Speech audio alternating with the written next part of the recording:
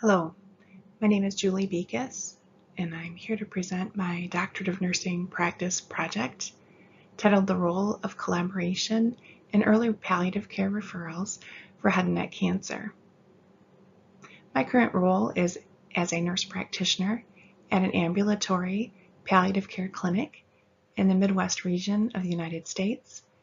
I have been in my current role for just a little over 10 years. During this presentation, I will introduce the project and provide background information regarding the project itself. This will be followed by methodology and results. And at the close of the presentation, I'll discuss implications for practice and future research. Before getting started on the presentation of the project, I felt it was important to clarify important working definitions. When I'm referring to palliative care, I'm referring to the specialty in medicine that provides symptom management, goals of care, and advanced care planning support to patients with a serious illness. In my current practice setting at an oncology center, all of our patients are those that have been diagnosed with a cancer process. Palliative care differs from hospice care in that hospice care is for patients at the end of their life when they're no longer receiving active treatment for their disease process.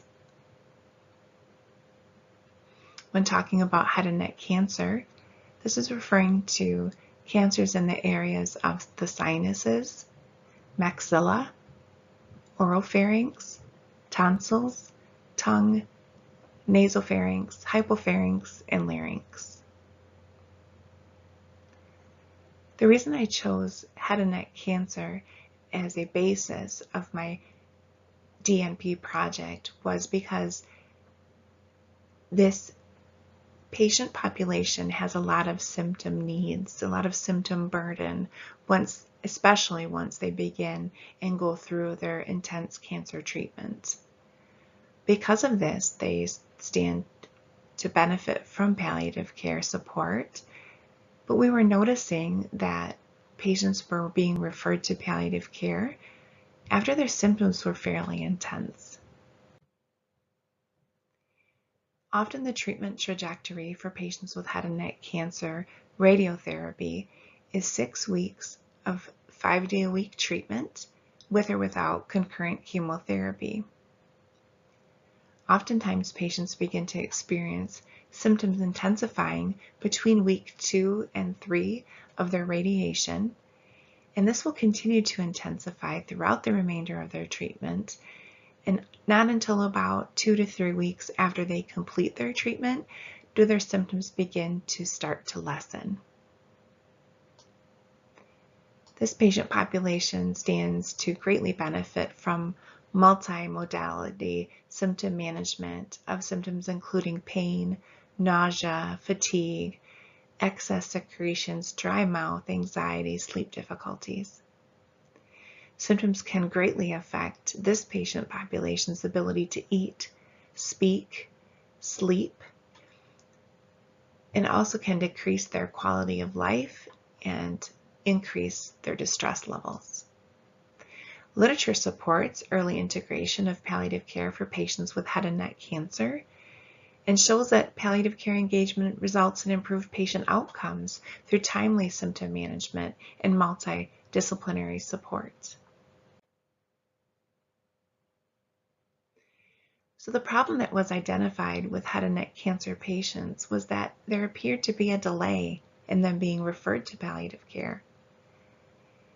As the head and neck cancer program at the Cancer Center continued to grow, palliative care was receiving more consultations, which was good, but those consultations seemed to be coming later after the patient's symptoms were very intense and quite problematic for the patient. Myself and other palliative care providers at the clinic were beginning to notice that patients who had been seen earlier tended to do quite a bit better as they were able to prepare for the symptoms that were likely to come and kind of have a treatment plan already in place for those symptoms. Patients who were referred later often mentioned that they wish they hadn't been referred sooner to be able to have that benefit of it, some anticipatory symptom management. So where was the disconnect?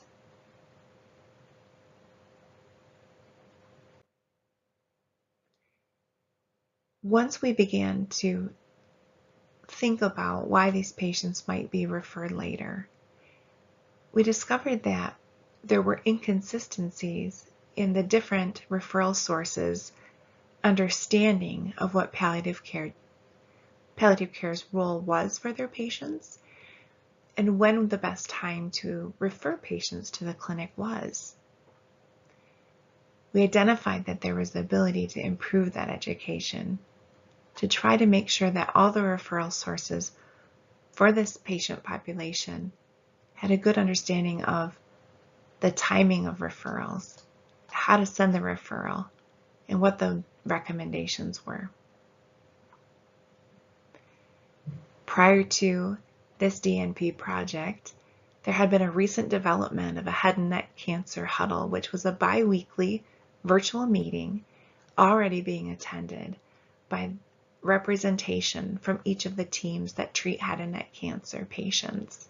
This included ENT oncology, medical oncology, radiation oncology, speech language pathology, nutrition, social work, and nurse navigator. Palliative care had been invited to attend this huddle. However, due to staffing constraints, when we were first invited, we were unable to attend. However, as the idea for the project began to take shape, I had discussed with leadership about the ability to have an impact in this patient population and in the timing of referrals by being able to attend the huddle and provide education and collaboration with the referral sources. Thankfully, this was granted, and I was able to include this as the intervention portion of my project. My DNP project was a quality improvement project aimed to improve the timing of referrals to palliative care for patients with head and neck cancer who were undergoing concurrent chemotherapy and radiation therapy for their treatment. This was the specific patient population that was being discussed during the huddles. Other treatment modalities for head and neck cancer could be surgery, chemotherapy only, radiation therapy only. But for the project, the patient population were those who were undergoing concurrent chemotherapy and radiation therapy. The project used a quantitative exploratory design with retrospective electronic medical record chart review, and there was no direct engagement of subjects for the project. For the intervention portion of the project, I began to attend that head and neck cancer huddle. During the initial month of attending the huddle, so 2 different sessions, I provided education to those different members of the referral source teams regarding palliative care role with head and neck cancer patients, as well as the recommendations that were already present in literature and from national organizations for early engagement of palliative care for patients with advanced cancer. Since this patient population begins to experience symptoms between week 2 and 3 of their radiation treatments, it was determined that the ideal timing for patients to be seen by palliative care would be before or within 14 days of their radiation therapy. The intervention was continued for 8 months total, and during that time I was able to continue to help identify patients that would benefit from a palliative care referral, provide additional collaboration with the teams, and support and reassurance to them as well. After the 8 months of the intervention phase, the data collection began. The goal was to have 51 charts each for the pre-intervention and post-intervention groups, and this was suggested after an evaluation with the Maryville statistician through an a priori analysis. However, the number of charts actually used was 27 for the pre-intervention and 44 for the post-intervention group. The goal of data collection was twofold. The primary aim was to compare the number of days from referral to palliative care and the patient's start of radiation. And this was done to determine if the intervention was successful. Were the patients that were being referred to palliative care after that initial education session during the head and neck huddle, were those patients referred sooner? Were they referred before or within that 14 days of their radiation treatment?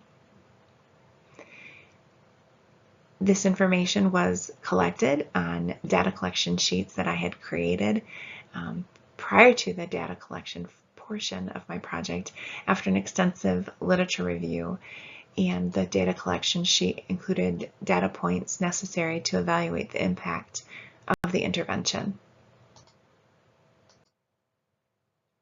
The secondary aim for the project was to compare pain and distress scores from first and second visit with palliative care for the entire project population.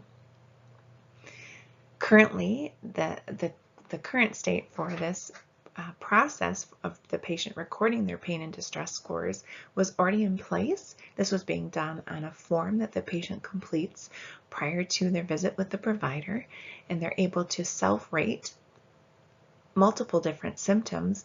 But the one we focused in on was pain and distress.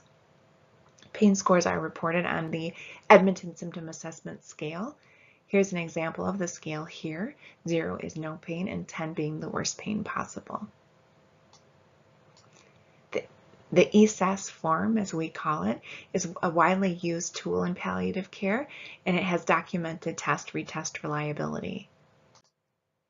The patient's distress score was recorded also on that form, but on the distress thermometer as shown here. This is a tool that was created by the National Comprehensive Cancer Network, and again is a 0 to 10 scale, with 0 being no distress and 10 being extreme distress.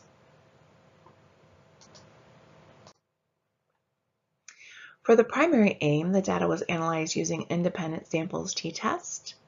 And an independent samples t-test is used to compare the distribution of a numerical variable for two different groups. So because we were comparing the pre-intervention group and the post-intervention group number of days, this was the test that was chosen. For the secondary aim, data was utilized using a Wilcoxon matched pairs test, which is used when there are at least 5 paired measurements to compare and the data is ordinal. So moving forward to the findings of the study.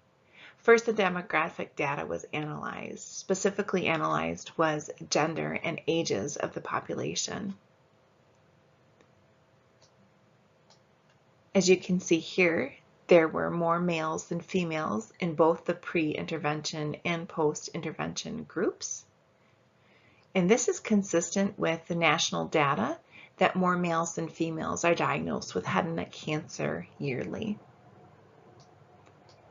The other point of demographic data that was recorded was the age of the participants, and the prominent ages in both groups were between age of 50 to 69 years old, and this made up 60% of the pre-intervention group and 68% for the post-intervention group.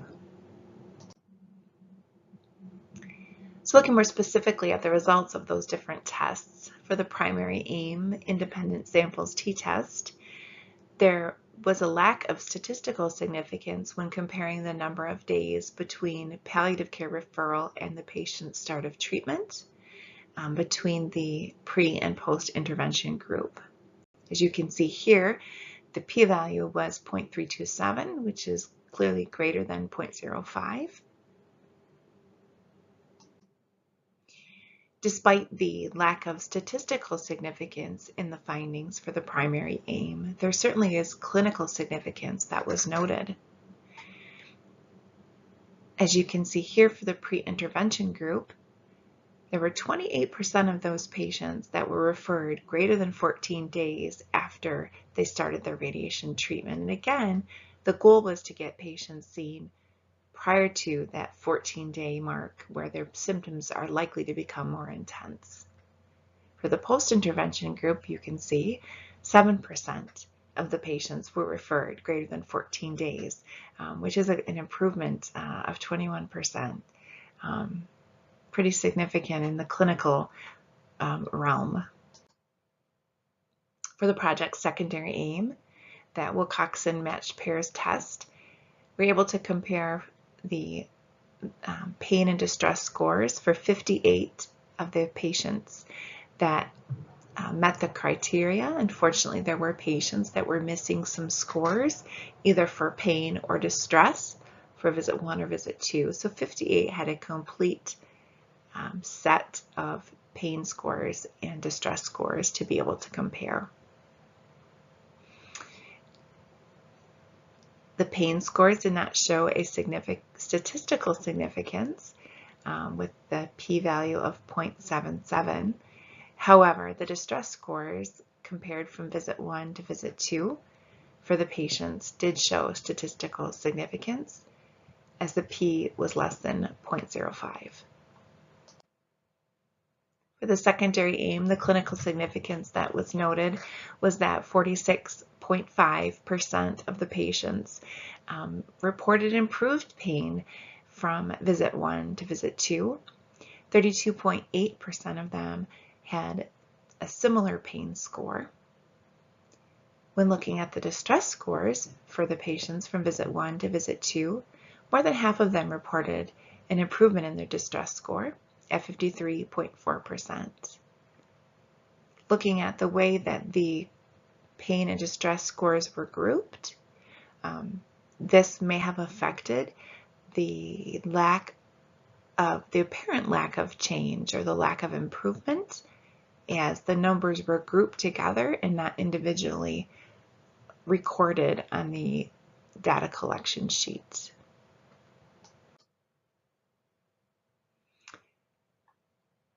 So when looking at a summary of the findings, this project showed the benefit of providing education about the specialty of palliative care, and the timing of the referral. Also, improved collaboration between the groups was noted to be a big benefit. The project also showed improvement in pain and distress scores for patients from visit 1 to visit 2 with palliative care, with a statistical significance being noted for distress scores.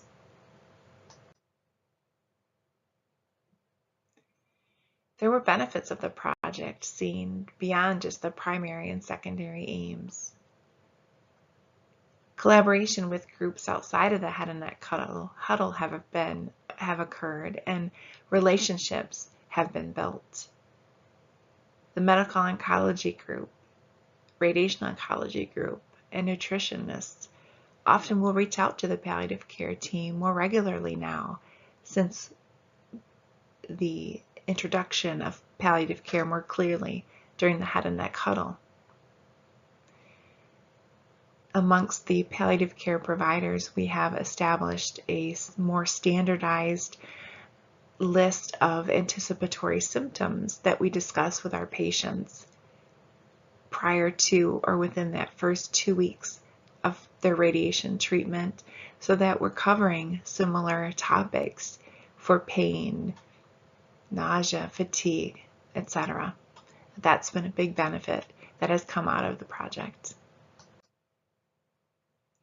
So how can these findings be carried forward? Working with other cancer specialties to educate about palliative care and the role in the engagement for their patient populations is something that we're already working on improving.